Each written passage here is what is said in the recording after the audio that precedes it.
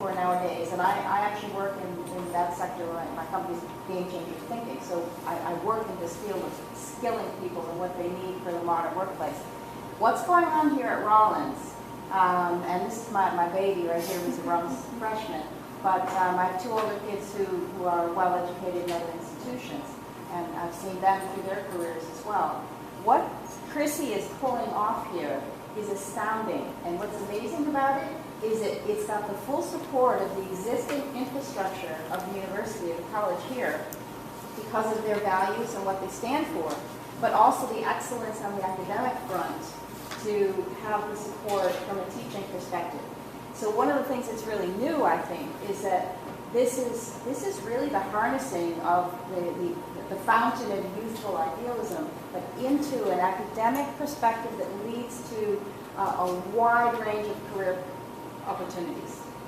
And so it's a new concept in a sense, and often for students. And so I think she's doing a great job making that message clear and integrating with existing organizations on campus. There's a relationship with Ashoka. It benefits the organization, I understand. Are the ways that the individual students are involved at all with that relationship? Or is there things directly with Ashoka? Yeah, are there things that Ashoka is doing or the organization works with in terms of helping for internships in this area? Yeah, that's an awesome question. Yes, absolutely. And the reason, in academia, labels and rankings are awesome, so that's fine, and it is what it is. But the reason that I was extremely interested in this partnership is because of the quality of Ashoka's network. And so this partnership gives our students access to the highest quality thought leaders in this field. And so that's exactly what we're going for. So these are the people that we're bringing in to speak to our students. And as far as internship opportunities, yes, absolutely. We have a student who was just applying for a Fulbright scholarship and needed to work with somebody in Ecuador. So we reached out to Ashoka, and Ashoka was able to connect him with an incredible Ashoka fellow who wants to sponsor his project. And he's going to go down there. Next week, I'm taking 5 students down to Miami. There's a conference of business and political thought leaders that I don't know if I actually have internet to pull it up in here, but it's called the ABC Continuity Forum, and tickets are $3,000 a head for this event. So business leaders are coming because they want to talk about things like this and they want to talk about what's happening. And because Ashoka is a partner of theirs, 5 of our students are going to be going at no cost and spending time amongst these incredible people. So it's really, relationship building opportunities, but yes, 100%. So what is the background of these 5 students? Our faculty selected them, and they're students who are either interested, and we've got one student, there's some social issue that they're really passionate about driving, but again, I think, you know how you can have like a really delicious cereal that kids like to eat, but they don't understand that it's also really good for them? So I think that there's almost that mentality for me, that students can be really passionate about a certain issue, and so they'll be attracted to this discipline, but what they don't realize is they're gaining super tangible skill sets, and there's paradigm shifts that are going to occur. So for example, the 5 students that are coming to this particular event, one is really excited about environmental studies, one is really passionate about the LGBT movement, one is actually one of the students who started the apparel company for marine life, and let's see where the other 2 are extremely passionate about. So one is a business student, actually, who really wants to study corporate social responsibility. And I think, to me, what I want is for kind of this naivety to come to the table and say, oh, wait a second, if I'm really serious about this, there's a whole new level, of understanding and talking with people actually doing this and understanding there still is a skill set, right? Caring is not enough. Being excited is not enough. Holding events is wonderful, but that's not what is going to create change. And so the more you can take our really passionate students and channel them and gently help them understand that there is a skill set required to be effective. And so that's kind of, those are the students that we really want to engage. How would you deal with I know your contradiction of companies like Coca-Cola doing all this consciousness about the products and everything, but the product itself, it's not good. harmful for the body, for the planet. Absolutely, yeah, and there's so much discussion about that, and it's really interesting to hear students kind of debate that as well. And so I actually heard representatives from Coca-Cola talking about this last weekend.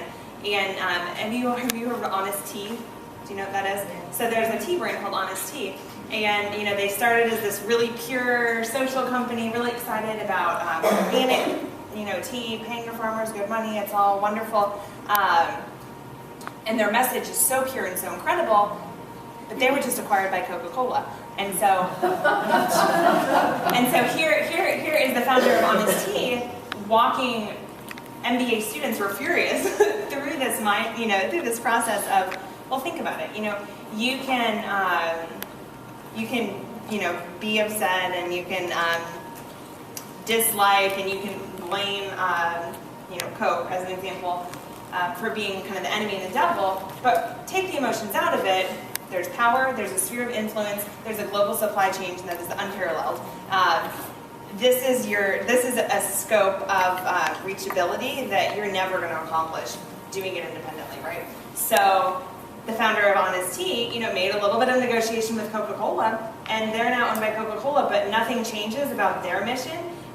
Nothing changes about how they do what they do, except all of a sudden, they've quadrupled in their scope of how they can send their message by partnering with this big bad company, who obviously sees benefit to that, so wants to be less big and less bad.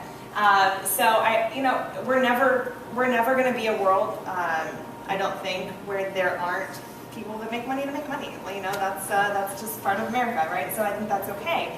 But the fact that those kind of conglomerates, they sell a sugary drink.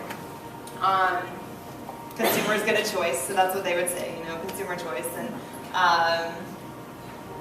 you can drink it or not. But the fact that they're selling it and they are making money is really relevant. So how do we leverage that influence and that power to do a little bit more good? I think that's kind of for now. Just add what you're saying from a student perspective. I'm really passionate about corporate social responsibility, and I think for me, can you guys hear her? No. Oh, Here. sorry. Yes, can you stand up? Sorry. I know. Awesome. Well, I was saying before that as far as corporate social responsibility goes, you were mentioning Coca-Cola, and at least for me, it's an answer it's a question that's yet to be answered, but I feel like the two spectrums, at least when I'm thinking about future jobs in the field, is that on one hand, I don't want to work for Fiji Water. I don't want to work for these huge corporations that are committing so many, in my eyes, ethical just wrongs that, I don't want to work for these huge companies. But on the other hand, it's kind of like a self-fulfilling prophecy, because well, then how can they ever, we're essentially trapping them in this role of big bad wolf, because we don't want to help them develop their corporate social sect. So it's just interesting, because I think it's not a question that can be answered completely yet, just because it depends on the development of divisions and kind of where things go from there. Because if I agree, Fiji Water, I would never want to work for them right now, because there's no need to be bottling water and having these floating generators off the island that are just depleting resources and just contaminating and just not good for the environment. But on the other hand, it's if it's going to exist whether we like it or not, why not try to help them be more socially responsible? And I think that's just something that students who are committed to this field are going to have to be battling morally and ethically for themselves. So it's just difficult to say.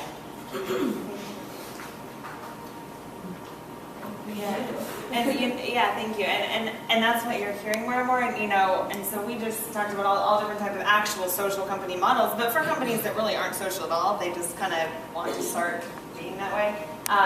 Listening to some of the people who work within these companies that have made change, it's really interesting because they're not the sustainability officer of the company, right? They committed themselves to developing a robust skill set in human resources or finance or X, Y, or Z.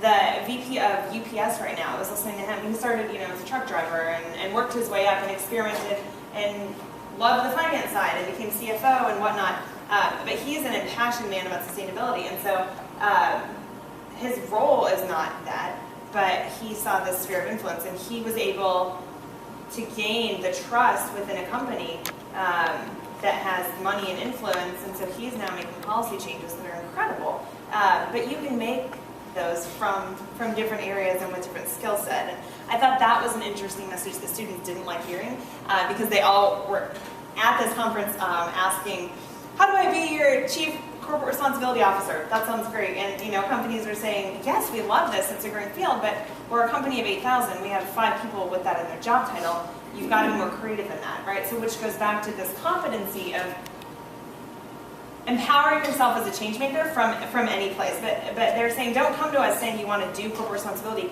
We ideally want an entire company of people committed to this. So we want an entire company of employees who see themselves as sustainability agents, who know what that means, who understand corporate responsibility. They've done projects, they've showed evidence of this in their college careers. We want those people, but we want them with a marketing skill set. We want them on our marketing team.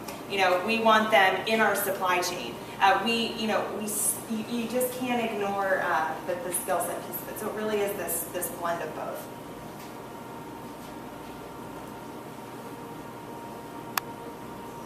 Any other thoughts? Do you want to contribute anything? Hi everyone, my name is Diane Curry and I am the student employee in the SESi Office. And if you are a student or a parent, I just want to encourage you to delve deeper into this issue, this office, utilize our resources. We currently have 9 internships in the jobs for car systems that utilize SESi principles or sustainability initiatives, and all of them are paid, I believe. So definitely contact us, pick our brains. We will try and connect you as best we can with opportunities within SESi, and we will do everything within our power to empower you. Can I invite them for the collage? Yeah, please do. Well, I mean, here although we live in a dynamic and changing world with evolving concepts of what our values are, and we're in the midst of a massive values shift. It's evidenced by the conversation we just had about those conflicting values and so on. But part of the first step in any change is actually getting a picture in your mind of what you really want to have happen, and then take the steps to walk yourself or leap towards it. So, in effect, that's the exercise we're doing out here at the table that we'd love to have you just stop by and participate in. And many of you have already contributed. This is the start of a little collage, a big collage, that represents some of the ideas in pictures and words that we've just snipped out of magazines made available here on the table to help picture the kind of world you want to have a part in creating. And so we know, as I said, you start with a picture of how wonderful it would be, and then it sort of lingers in your consciousness, and then you'll make much more conscious choices on a daily